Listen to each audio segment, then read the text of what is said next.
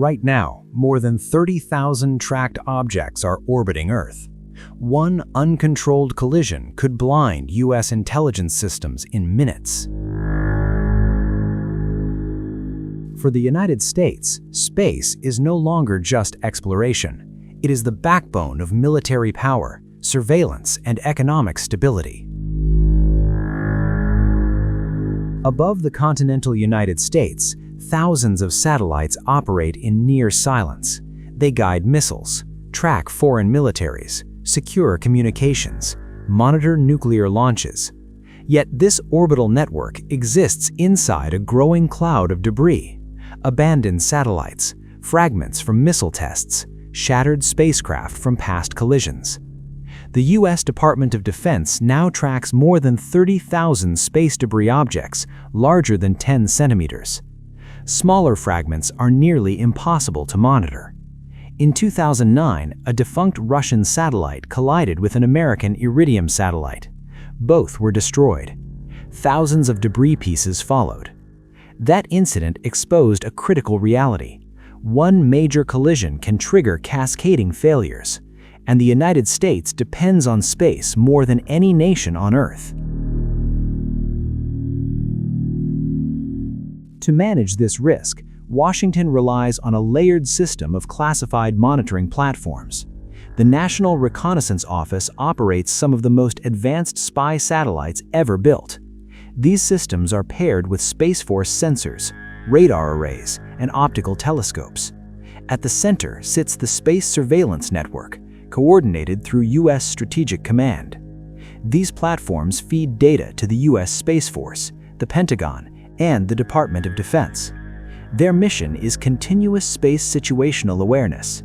They track velocity, orbital decay, trajectory shifts. Artificial intelligence systems now assist in predicting collision probabilities days in advance. This infrastructure functions as America's early warning radar for orbit. Without it, the United States would be flying blind.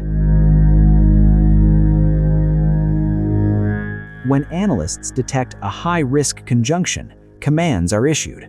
Thrusters activate, solar panels reposition, orbit adjustments begin. This process is known as satellite maneuvering. It relies on encrypted command links, autonomous navigation software, and real-time orbital modeling. The most sensitive platforms use classified propulsion systems developed under DARPA and Air Force research programs. Some operate with limited human input, using onboard AI to avoid delays. This technology evolved after China's 2007 anti-satellite test, which created thousands of debris fragments. That single test increased global collision risk by nearly 20%. It forced the Pentagon to accelerate its orbital collision avoidance programs. Space had officially become a contested military domain. Nearly every major U.S. defense system depends on space. GPS satellites guide precision weapons.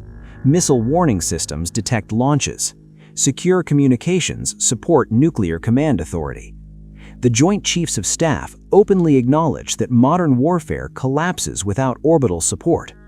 Even civilian systems rely on these networks: stock exchanges, power grids, emergency services.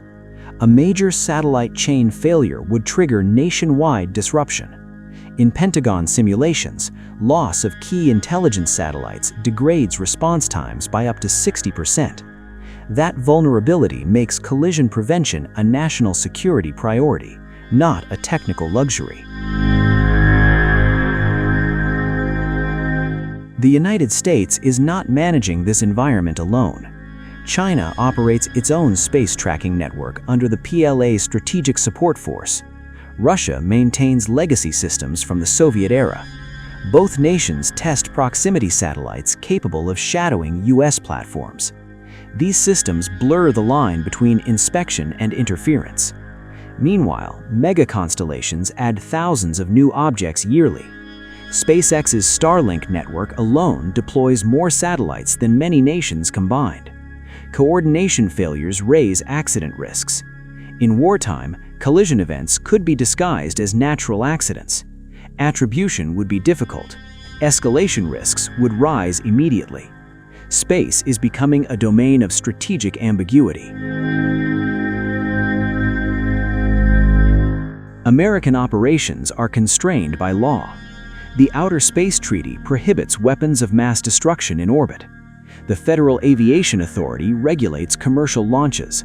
The Federal Communications Commission manages spectrum access. No unified global traffic authority exists. Data sharing between nations remains limited, even between allies.